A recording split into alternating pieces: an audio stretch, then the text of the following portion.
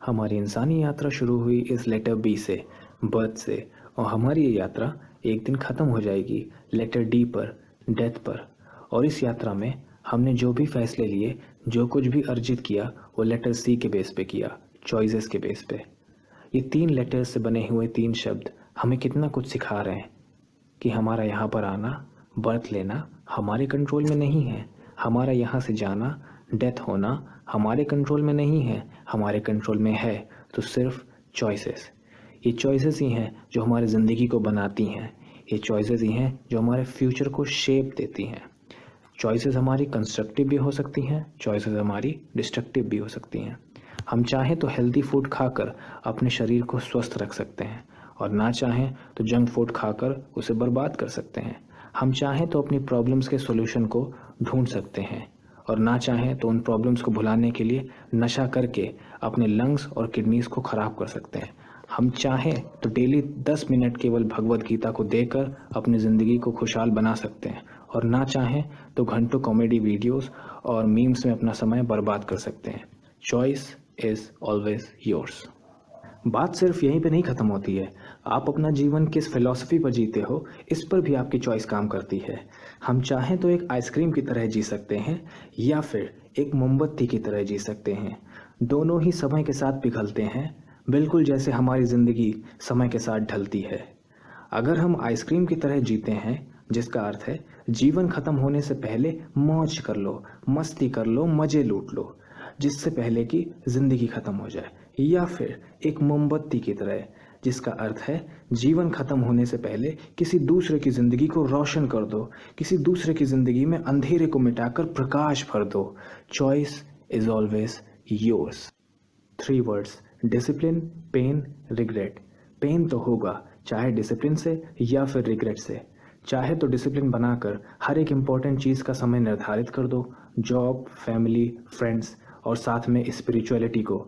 और इन सबको निभाते हुए जो शुरुआती दौर में जो पेन होता है उसको कॉन्शियसली एक्सेप्ट करो, या फिर ऐसा ना करके बाद में रिग्रेट करो और रिग्रेट से होने वाले अनअवॉइडेबल पेन को एक्सेप्ट करो। Choice is yours.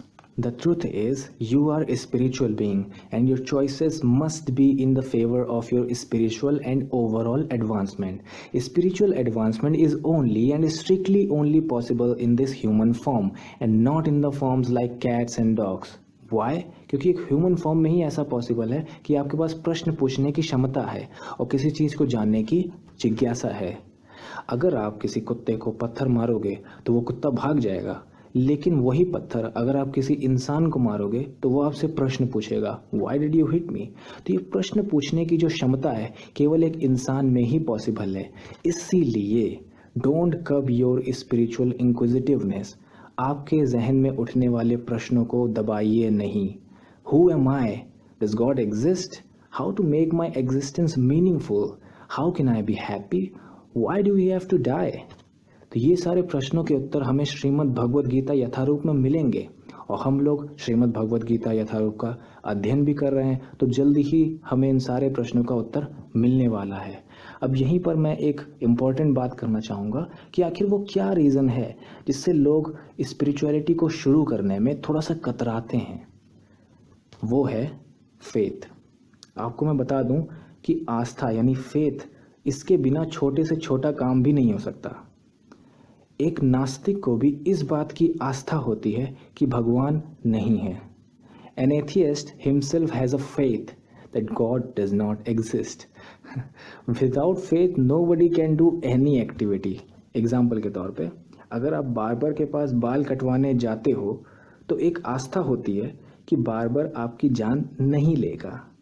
अगर आप पढ़ाई जब करते हो तो आपको अपने टीचर पर एक आस्था होती है कि वो जो पढ़ा रहे हैं वो सही पढ़ा रहे हैं।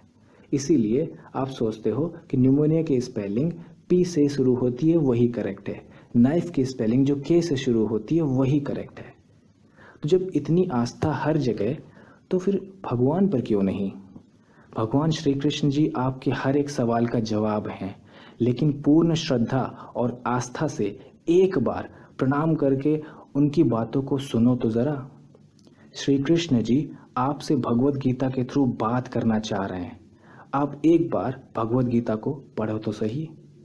तो इस वीडियो को देखने के बाद अगर आपके मन में भगवत गीता को पढ़ने की जिज्ञासा जागी हो तो मुबारक हो, श्री कृष्ण जी का तेज आपके जीवन में प्रकाश लाने वाला है। बहुत बहुत धन्यवाद।